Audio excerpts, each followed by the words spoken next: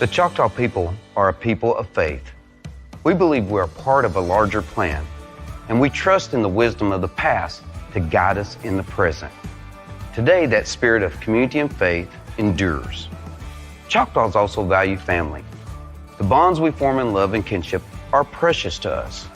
When families break bread together or share memories and stories, we strengthen those ties and become happier, healthier people. Finally, we celebrate our culture. We are proud of our history and our heritage. We know our stories and we practice our customs. We shorten the distance between the past and present. The responsibility we have to each other is great, but we are grounded in generations of compassion, kindness, and service to others. Please stand as we go to the Lord in prayer. When you bow your head, Father in heaven, we come before you now, Lord, thank you, Lord Jesus. When I became a widow and had to move into a small apartment, I didn't think I would ever live in a house again. I saw them building these houses, so I jumped at it. This is just perfect. There's plenty of room for my entire family to come visit. I just feel proud. The Housing Authority strives to operate decent and safe sanitary communities for our Choctaw tribal members and to bring the Choctaw culture into a community environment. The Housing Authority offers several different housing programs for our tribal members. We offer independent elder rental homes for tribal members 55 years of age or older. We offer affordable rental homes for tribal families. We offer our LEAP homes, which are a home ownership lease to purchase program. We have a home finance program. We have rehabilitation program, storm shelter programs. Our communities are strictly for Choctaw members, so the kids can play on the streets with fellow Choctaws. They can do their Choctaw gatherings if they choose to within the neighborhood. I just feel very, very blessed and thankful.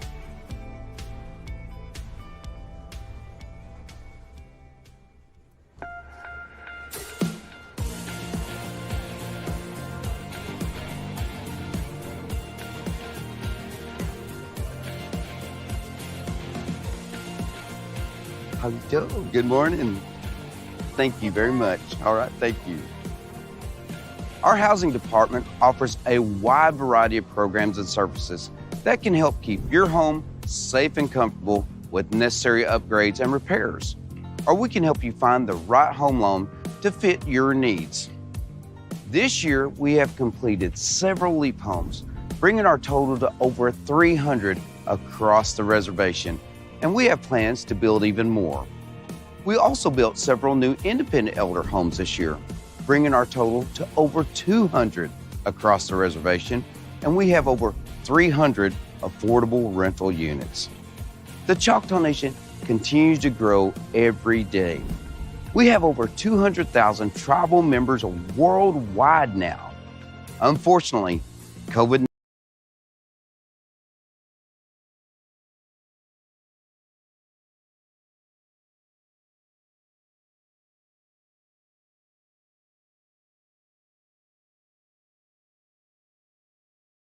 After that, they talks about the poverty point.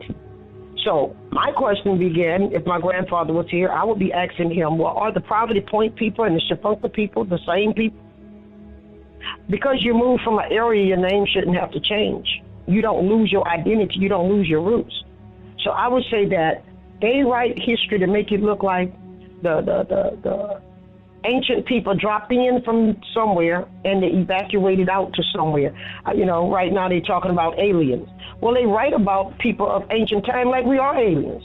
We are not here, then we are here, then we are there, and then we disappear again. It was time we start researching our own truth. I took what my grandfather said and I began to research it. 35 years of research behind what my grandfather told me, not what someone else said. And what I find is, I find name changes, I find places moving, and the people ain't never left from where they were. And a prime example, to go back to where I was, when I look at my history, it'll look like I moved all around the world and we never left from this spot.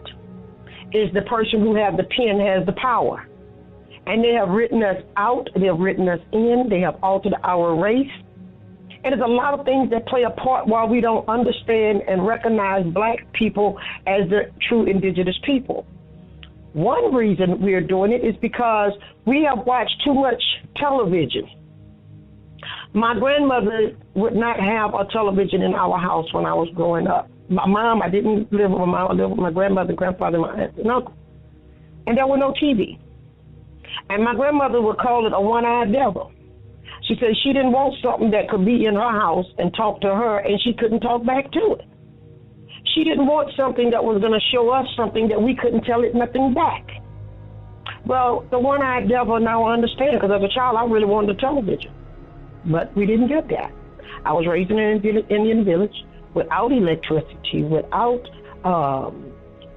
running water, without the television, and we got to listen to the radio. Out of that, I thought in my younger days, well, if we just get that television, I can have some entertainment.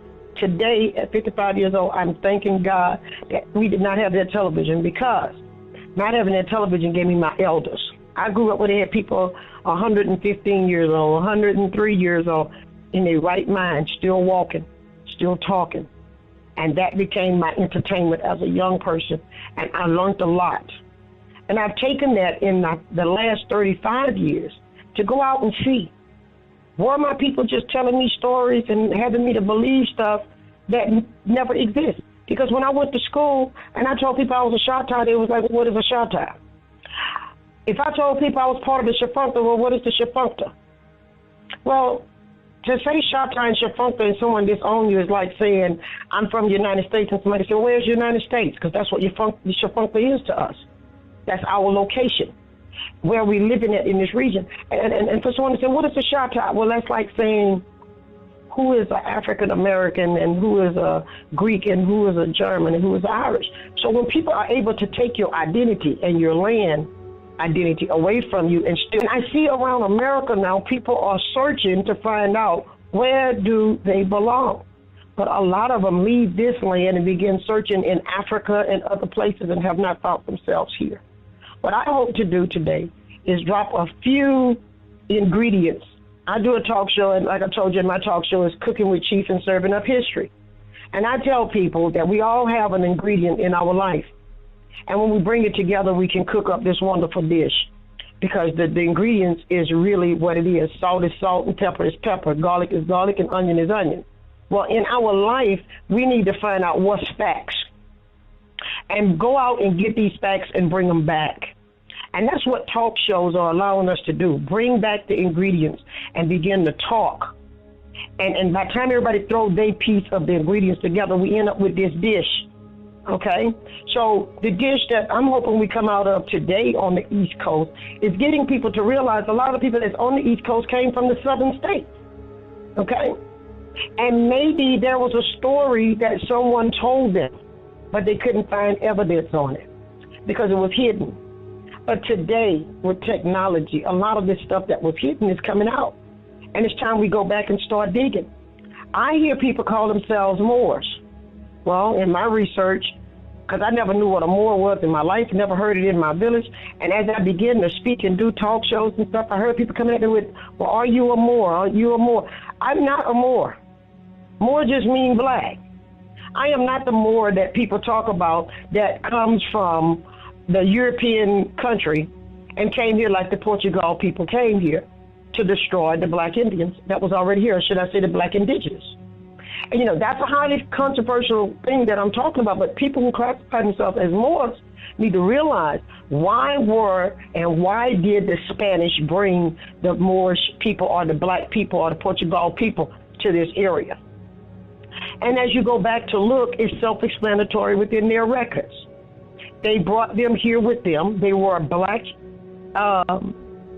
Europeans seeking the same thing that the white Europeans were seeking, and that was a new land, a new place, and new riches to embark upon. And I couldn't understand how did even Christopher Columbus be declared a discoverer of America when we were here. So my grandfather and I used to talk about it because I got put out of school at a young age because I would not celebrate Columbus Day. And so I got suspended, and my grandfather told me, don't worry about it. Sometimes you have to get knocked down to get back up. He said, so you just got knocked down in the negative, and you can get back up in the positive. He did not discover America. We were already here. So in my adult days, I decided to go back and see, what did Christopher Columbus discover? So what we got to look at, there is a thing called the Christian discovery, or the doctrine of discovery. Are you familiar with that, brother? Sister, Okay. Are you familiar I'm with? just soaking everything in, but I am not familiar with it. But please continue. Here we go. We are victims of a Christian doctrine called the doctrine of discovery. I'm hoping, and I'm working on writing a book right now as we speak, to go in detail on how these things affected us and still are affecting us today. The doctrine of discovery was done in 1452. And the doctrine of discovery opened the door for, and that came through the Catholic Church or through the Pope, who passed it on to the King of Spain. And that doctrine declared all people of color, dark, or anyone that was not Christians to be classified as inhuman and paganistic. So that was a worldwide law. So underneath that law, what they were able to do is come into places where people already was there indigenous, but not Catholic or not classified Christians, and declare them not being there religiously wise because they were saying they were paganistic or they were heathen. And then they were able to come in with the Christian law and classify discovery. And that's where the word Christopher Columbus discovered America come from. He didn't discover America as no one was here. He discovered the Christianity forces of America by claiming it for the Christians and for Spain, for the king and the queen. And that's where the word discovery get connected to Christopher Columbus' name. Now, underneath that discovery, what he did is, in the beginning, he wrote back to Isabella and says, hey, these people are godly. This is in the 1400s. He get here in the Americas, not this part, but into the islands of Americas in 1492. Okay, but 40 years prior to that, a law was passed called the Christian doctrine of discovery, which right now we have priests who are fighting, well, not priests, excuse that, nuns who are fighting and asking priests and the Pope to help change that. Because that law is still in effect, and it is also a part of the foundation of the Constitution of the United States. That law was said that anyone who were not Catholic Christians, then the discoverers could use them as slaves, kill them, rape them, take their possessions, including their lands and their nations and whatever. Well, by putting that law as a world law, it made not only the Africans in 1452 not classified as humans, but it also made the people in this America not classified. So then when they come in, they saw you, but they didn't see you as a Christian underneath the Catholic Empire, underneath the Pope, the kings, and the queens. So under those type discoveries, we have to start understanding and teaching what they meant by discovery. And some of the people who came in on these discoveries were black, or what we say Moor, because the Spanish called them Moor, which meant black, were some of the black people of the European country who came here with the white European, and they are part of the